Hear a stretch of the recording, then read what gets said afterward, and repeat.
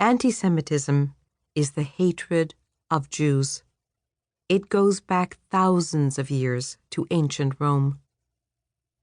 When Christianity took hold in the world, anti-Jewish feelings spread.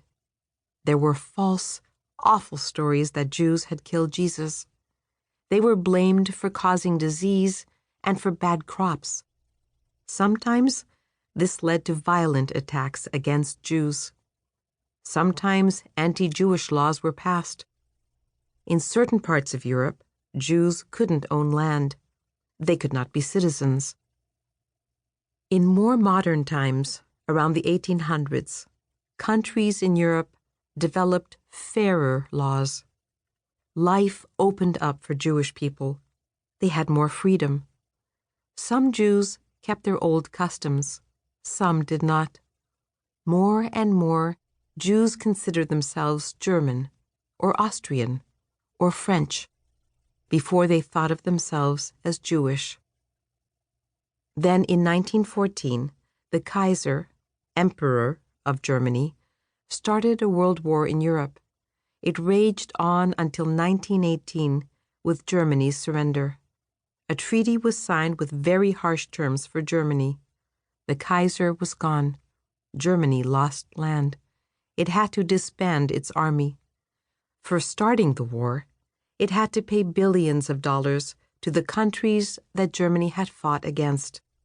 But Germany didn't have any money. As in the past, much of the blame for Germany's woes fell on the Jews. In 1919, Germany tried to set up a democracy. The group of elected representatives was called the Reichstag. A president was elected, too. The president, in turn, chose a chancellor. The chancellor held a lot of power, but he still had to answer to the president and the Reichstag. This new government was supposed to offer a better future for Germany, but it faced big challenges. For example, how would Germany pay all the money it owed? The government thought the answer was to print money, more and more money. Soon, there were so many German dollars, marks, they became almost worthless. Prices went up day by day, hour by hour.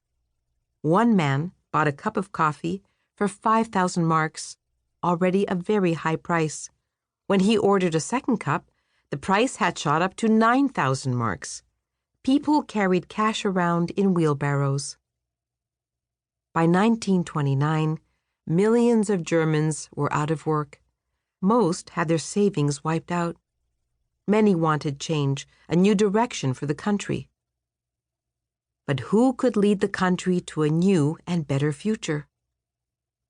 Germans turned to the worst person possible, Adolf Hitler.